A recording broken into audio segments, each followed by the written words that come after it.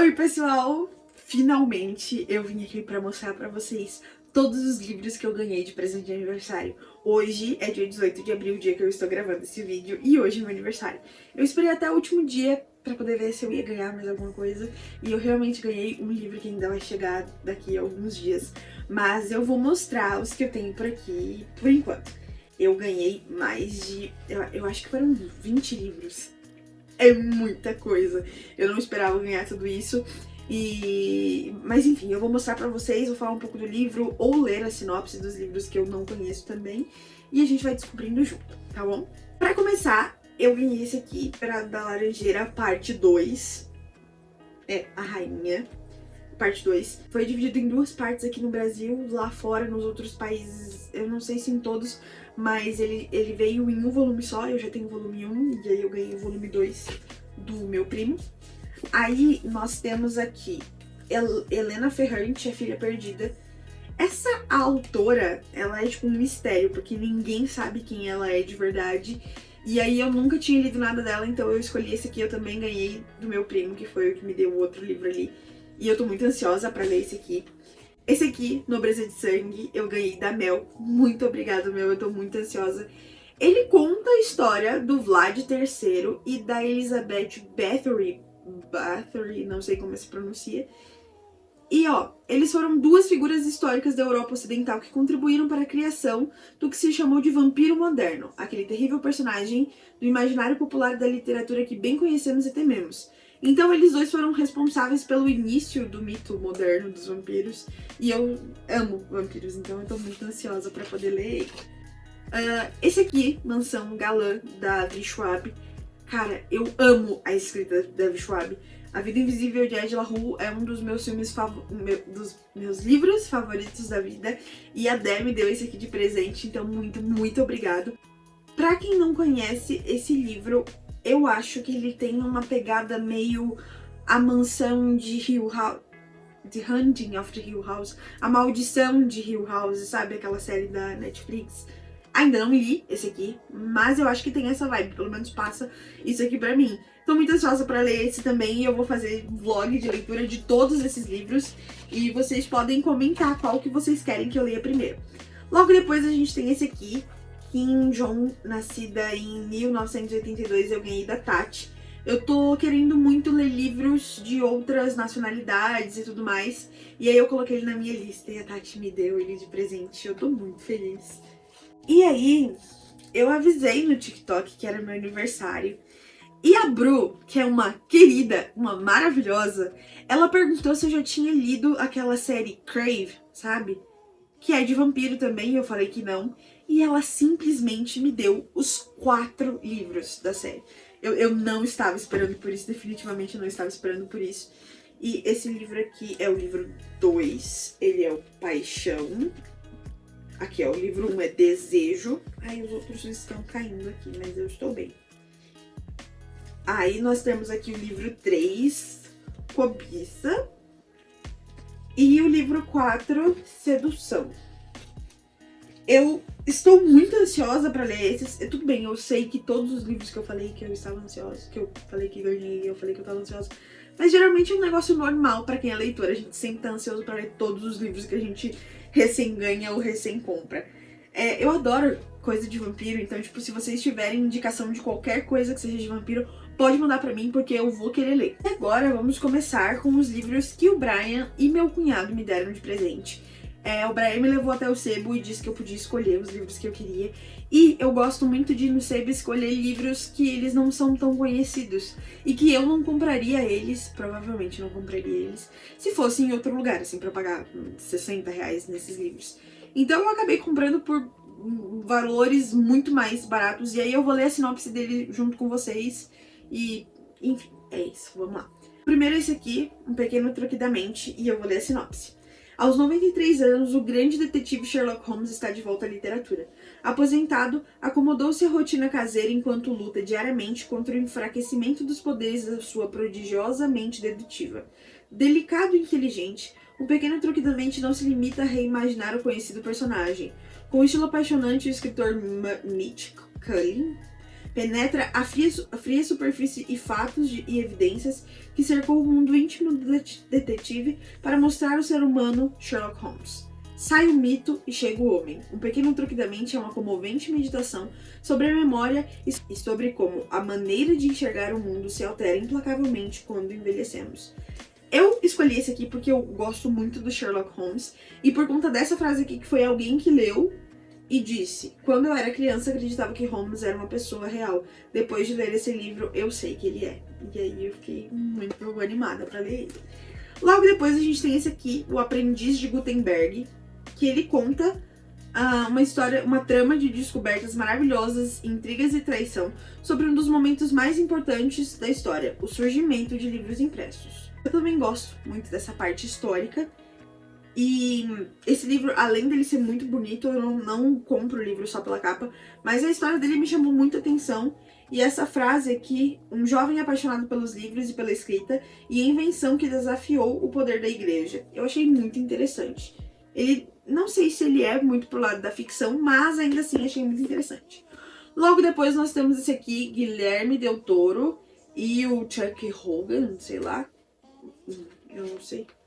O nome dele é Noturno e ele parece ser um livro sobre vampiros também. Eles sempre estiveram por aqui, em silêncio e na escuridão. Essa noite a hora deles chegou. Vampiros. Em uma semana, Manhattan será destruída. Em um mês, os Estados Unidos. Em 2 meses, o mundo. E o Guillermo Del Toro, ele é roteirista de algumas séries e filmes e coisas assim importantes voltados a terror. Tanto que tem uma série nova na Netflix, que cada episódio é de um autor, de um roteirista.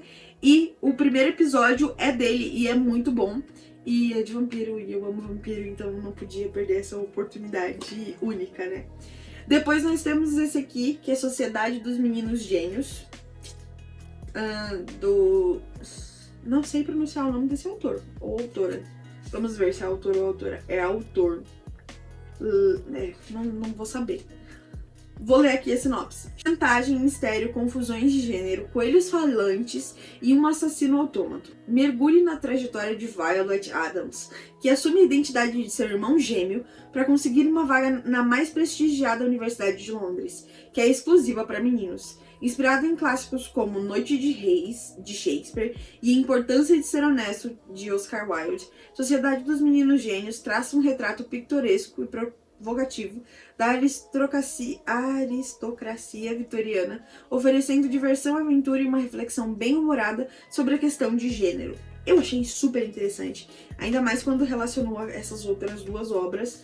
Ele é um calhamaço e eu acho que a gente pagou 15 reais, 20 se foi, 20 reais. Vamos ao próximo, The Last Summer of You and Me. Ele é um livro em inglês, ele é muito gostosinho, ele é paperback. E ele conta a história de 2 irmãs que vão passar um verão juntas. E foi isso o que eu li sobre. Mas eu gosto muito desses livros onde não acontece nada e que ninguém faz nada. E que tem tipo algum pequeno drama familiar e as coisas vão acontecendo dessa forma. Eu acho muito interessante e aí eu escolhi ele. Aí depois nós temos A Fúria Vermelha, que é o primeiro volume de uma trilogia. E eu sei que ele é de distopia.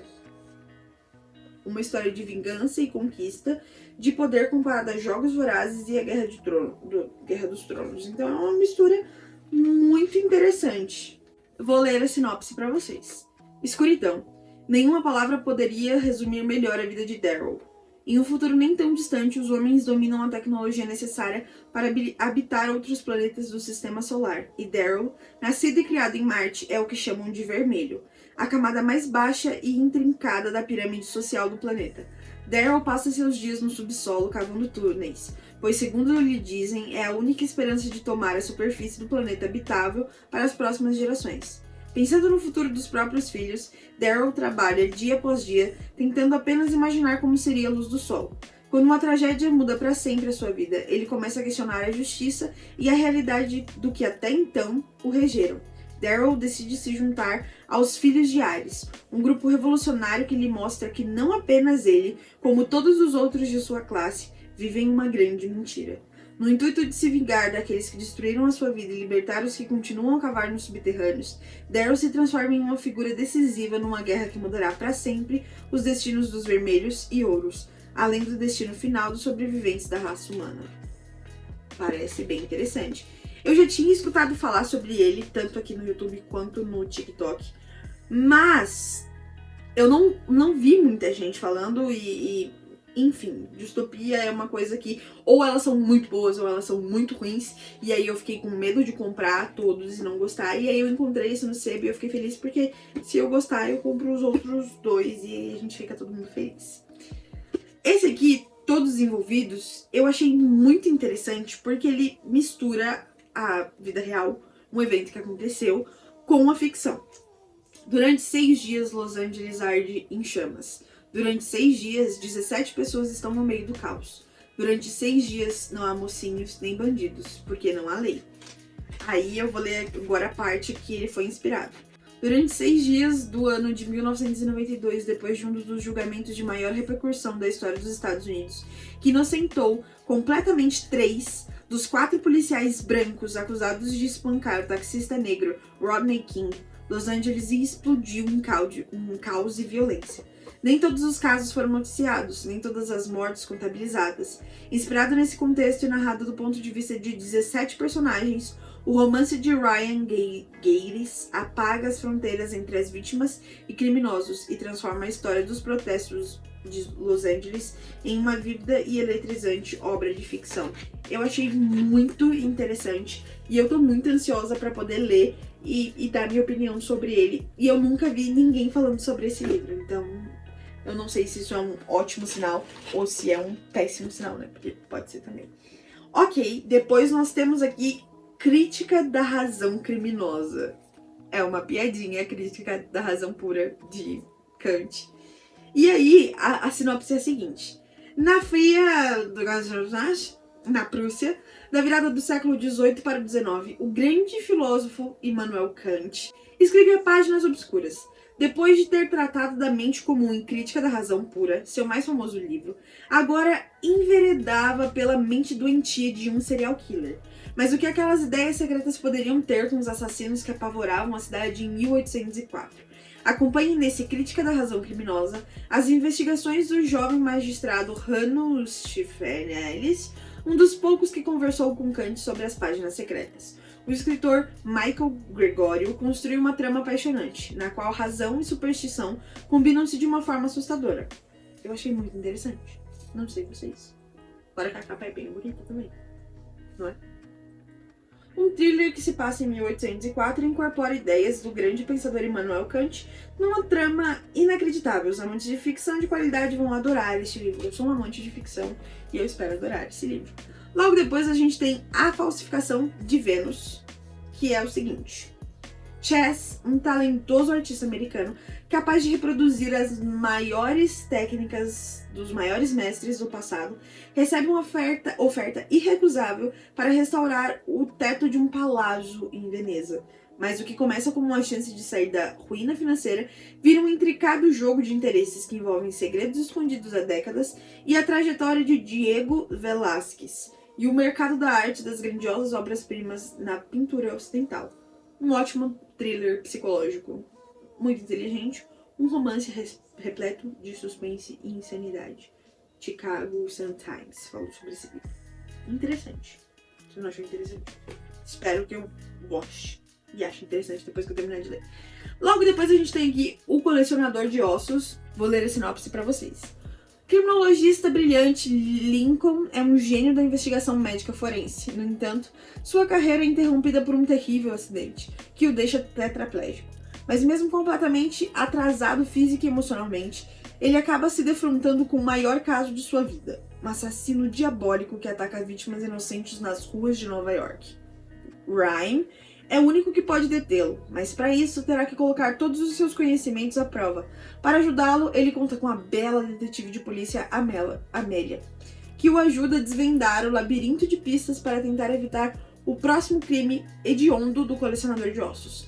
A corrida contra o relógio transforma-se em uma batalha inteligente à medida que Ryan penetra passo a passo na mente do louco. Mais um título da coleção negra dedicado aos maiores mestres da literatura policial. Super interessante, literatura policial. Nossa, eu peguei bastante desse tipo, né, desse gênero. Esse aqui é um leve, a teoria das nuvens, uma questão de um romance, uma coisa mais... Olha... Akira Kumo é um costureiro japonês que mora na França e coleciona livros consagrados às nuvens. Para organizar sua biblioteca, ele contrata Virginie, uma jovem a quem conta histórias de caçadores de nuvens, verdadeiros ou imaginários, como Luke Howard, que as nomeou, e Richard Abercrombie, que deu a volta ao mundo para ver se eram idênticas em todos os lugares. Por fim, narra a própria história e ainda outras tão surpreendentes quanto O Jogo dos Céus. Eu achei muito interessante essa coisa de caçadores de nuvens e ele ter uma biblioteca. Na verdade, o motivo pelo qual eu quis comprar esse é porque ele fala que ele tem uma biblioteca. E eu adoro livros e gente que tem livro e livro que fala sobre livro. Enfim, e agora nós temos A Hospedeira, da Stephenie Meyer. Eu odiei esse filme. Mentira, eu não odiei, mas eu critiquei muito ele. E aí eu ficava pensando, nossa, eu acho que o livro deve ser muito melhor. Porque eu gosto, pra quem não sabe, eu sou uma crepusculete de carteirinha, então eu gosto da escrita dela. E aí eu fiquei pensando durante 1 milhão de anos, nunca achava no sebo, e não ia comprar, tipo, na livraria normal, e encontrei ele no sebo, e aí eu trouxe ele. E por último, esse aqui, Blake Crouch Pines, ele escreveu um dos melhores livros que eu já vi na minha vida, que foi... Incursão. Acho que é esse o nome do livro que eu esqueci. Eu esqueci o nome do melhor livro que eu li na minha vida, ou um dos melhores. Mas enfim, eu vou ler aqui atrás pra vocês. O agente secreto americano Ethan chega aparentemente à pacata cidade de Wayward Pines, em Idaho, Estados Unidos, com a missão de descobrir o que ocorreu com 2 de seus colegas que sumiram sem deixar rastro. Mas ao chegar, Burke se envolve em um violento acidente de carro e acorda dias depois em um hospital da cidade sem sua carteira, seu celular e a pasta que continha os papéis secretos que o levaram até a região. Sem nenhum documento que confirme sua identidade, o agente não convence os moradores da cidade que é quem diz ser. Para piorar a situação, ele não consegue contatar sua mulher e filho. Rapidamente, Burke percebe que nem tudo é o que parece ser em Wayward Pines, e que o cenário bucólico do lugar esconde algo sinistro. A fértil imaginação do autor Blake é responsável por essa instigante história, que virou série da TV do canal. Parece ser muito interessante essa vibe, tipo, policial, que foi mais da metade dos livros que eu peguei. E por ser desse autor, que eu já li um livro dele e eu gostei muito, eu acabei pegando esse aqui também. E por último, mas não menos importante, essa versão maravilhosa de Mulherzinhas, que é um clássico. Ela é da Penguin, sabe? Essas edições lindas e maravilhosas da Penguin. Eu já tinha uma outra edição dela, só que ela era muito fininha. E aí eu vi esse aqui e ela é maravilhosa. Eu não costumo ter livros, os mesmos livros em edições diferentes, mas esse foi um caso à parte, porque essa versão aqui ela é muito mais completa do que a outra. Então eu vou acabar levando a outra pro sebo também, pra poder trocar depois. Enfim, esses foram todos os livros que eu ganhei de aniversário. Eu estou muito feliz, eu nunca ganhei tanto livro na minha vida. E muito obrigada por ter assistido o vídeo até aqui. Se você assistiu o vídeo até aqui, curte, comenta qual livro você achou interessante, ou qual livro você compraria, ou qual livro você não compraria. Compartilha com seus amigos e tchau!